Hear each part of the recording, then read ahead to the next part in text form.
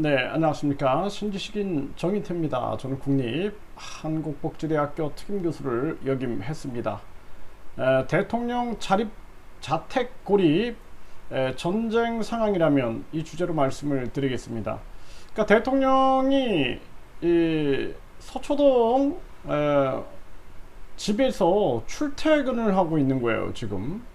계속 논란이 많았습니다. 저는 윤 대통령이 부디 우리 국민들을 이 고통 속에서 벗어나게 해줬으면 좋겠다라는 생각을 간절히 합니다.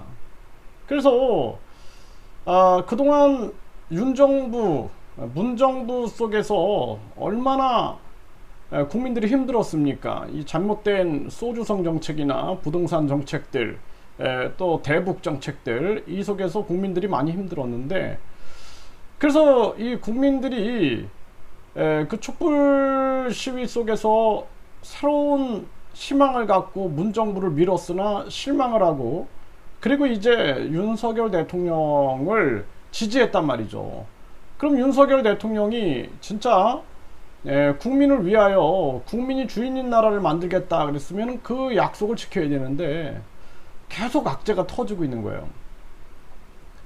그러니까 대통령은 긴급 상황, 그러니까 대통령은 그냥 일반 시민이 아니에요.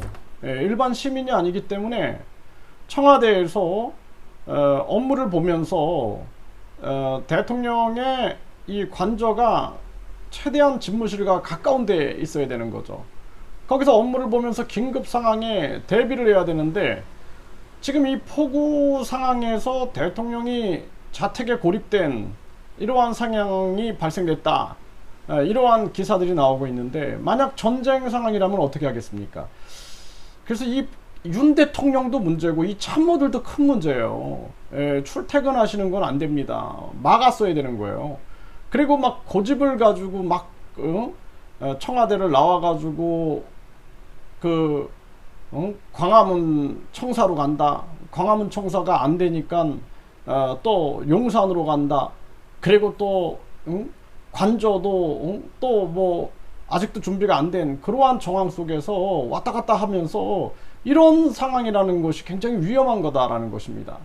그래서 이 대통령의 고집도 큰 문제다라는 생각이 들고, 그 참모들이 목에 칼이 들어와도 만약에 전쟁 상황이라면 어떡하겠습니까? 대통령이 출퇴근하신다라는 건 안 됩니다. 집무실과 최대한 가까운 데에 있어서 업무를 보셔야 됩니다. 이렇게 얘기를 해야 되는데, 이것들은 그냥 계속해서 감싸기, 내로남불하기에만 정신이 없으니까 이 나라가 이 모양 이 꼴이 된다. 야당 쪽에서는 계속 공격을 하는 거죠. 정의당은 윤 집가 상황실 다르지 않다, 용산 출근은 왜 하나, 이렇게 얘기를 하고 있고, 고민정의도 저는 이 고민정 의원을 별로 좋아하지 않아요. 저는 이 권력에 줄 서는 사람들, 이런 사람들을 참 안 좋아하는데, 수도권 포구의 고민정, 이래서 대통령은 청와대에 있어야 한다고 했다, 뭐 이렇게 이제 비판, 공격이 나오는 거죠. 네, 물난리 속 정시 퇴근하고 자택 고립된 대통령실 고립이 문제되냐, 이런 태도가 가장 큰 문제다라는 거예요. 이런 태도가. 그래서 이 대통령실을 완전히 갈아엎지 않으면 안 된다, 저는 그렇게 생각을 합니다. 폭우로 고립됐던 윤 대통령 9일 오전 근황 사진이 떴다라는 거죠. 이게 얼마나 심각한 정황입니까?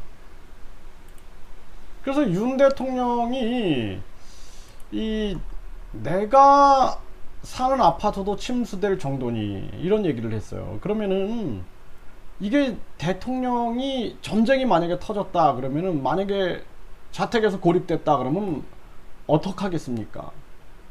지금 이 중부지방의 물폭탄 8명이 사망했고 6명이 실종을 하고 서초터널에 운전자가 고립된 그러한 정황이죠.